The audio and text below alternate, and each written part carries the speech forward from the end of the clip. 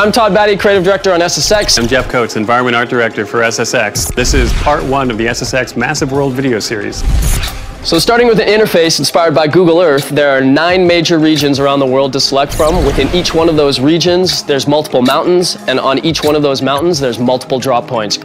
So we use NASA topographical data as the foundation for peaks in the game. We take that data and we run it through Mountain Man, which is proprietary software. And we got to a point early in development where we could literally type in the latitude and longitude coordinates of any mountain in the world, press a button, and Mountain Man would create a 3-dimensional model of that mountain in just under 28 seconds. So with that, let's just jump right into our first region, the Himalayas.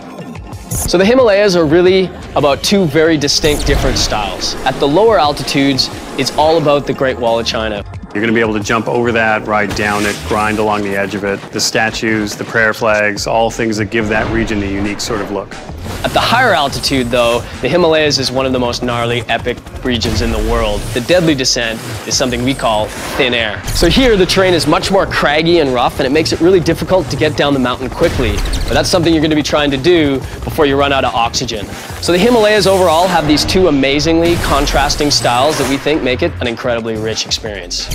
Our next region is Alaska. And you know, when we look at Alaska, definitely one of the most iconic landmarks even in the world is the Alaskan pipeline. So we thought it'd be really cool to build a gigantic SSX version of the Alaskan pipeline that you could ride and grind on top of these huge pipes. So in Alaska, you start by going down these crazy ridge lines that open out into this valley, and there you see the Alaskan pipeline.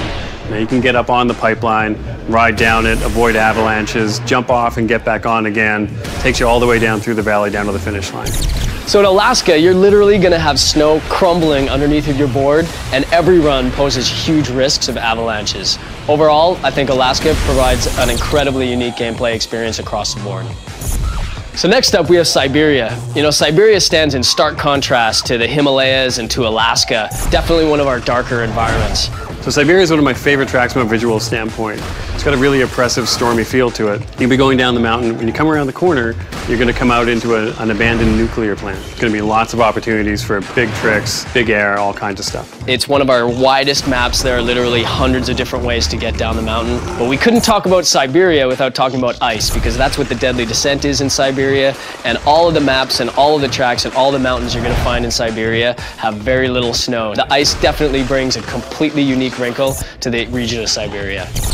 So that wraps up part 1 of our Massive World video series. Keep an eye out for part 2, where we're going to go through Patagonia, Antarctica, and New Zealand. Thanks for watching. See you next time.